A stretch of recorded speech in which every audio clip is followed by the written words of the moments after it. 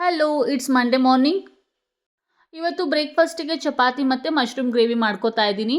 So ಫ್ರಿಜ್ಜಲ್ಲಿ ಒಂದೇ ಒಂದು ಬೀಟ್ರೋಟ್ ಉಳಿದಿತ್ತು. ಸೊ ಅದೇನು ವೇಸ್ಟ್ ಮಾಡೋದು ಅಂತ ಹೇಳಿ ನಾನು ಈ ಥರ ಪ್ಯೂರಿ ಮಾಡಿಕೊಂಡು ಚಪಾತಿಗೆ ಆ್ಯಡ್ ಮಾಡ್ಕೋತೀನಿ. ಇವತ್ತು ಬೆಳಗ್ಗೆ ಏಳೋಷ್ಟರಲ್ಲಿ 6:30 6 o'clock ಆಗಿತ್ತು. ಈ ಥರ ಏನಾದರೂ ಇದ್ದರೆ ನಾನು ವೇಸ್ಟ್ ಮಾಡೋಕ್ಕೆ ಹೋಗಲ್ಲ. ಈ ಥರ ಚಪಾತಿ ಹಿಟ್ಟಿಗೆ ಸೇರಿಸ್ಕೊಂಡು ಚಪಾತಿನ ಮಾಡ್ಕೋತೀನಿ. ಇವಾಗ ಒಂದು ಪ್ಯಾನ್ಗೆ ಎಣ್ಣೆ ಮತ್ತು ಹೋಲ್ ಸ್ಪೈಸಸ್ ಹಾಕಿ ನೀಟಾಗಿ ಫ್ರೈ ಮಾಡ್ಕೊಳ್ಳಿ. ನೆಕ್ಸ್ಟು ಆನಿಯನ್, ಶುಂಠಿ ಬೆಳ್ಳುಳ್ಳಿ ಪೇಸ್ಟು, ಟರ್ಮರಿಕ್ ಪೌಡರು, ಅಚ್ಕಾರದ ಪುಡಿ, ಧನಿಯಾ ಪುಡಿ, ಜೀರಿಗೆ ಪುಡಿ ಹಾಕಿ ನೀಟಾಗಿ ಫ್ರೈ ಮಾಡಿ. ಒಂದು 5 ಮಿನಿಟ್ಸ್ ಆದಮೇಲೆ ಲಿಡ್ ಕ್ಲೋಸ್ ಮಾಡಿ. ಇವಾಗ ಟೊಮ್ಯಾಟೊ ಮತ್ತು ಈರುಳ್ಳಿ ಎಲ್ಲ ಸಾಫ್ಟ್ ಆಗಿದೆ. ಮಶ್ರೂಮ್ ಕೂಡ ಆ್ಯಡ್ ಮಾಡ್ಕೋತಾ ಇದ್ದೀನಿ.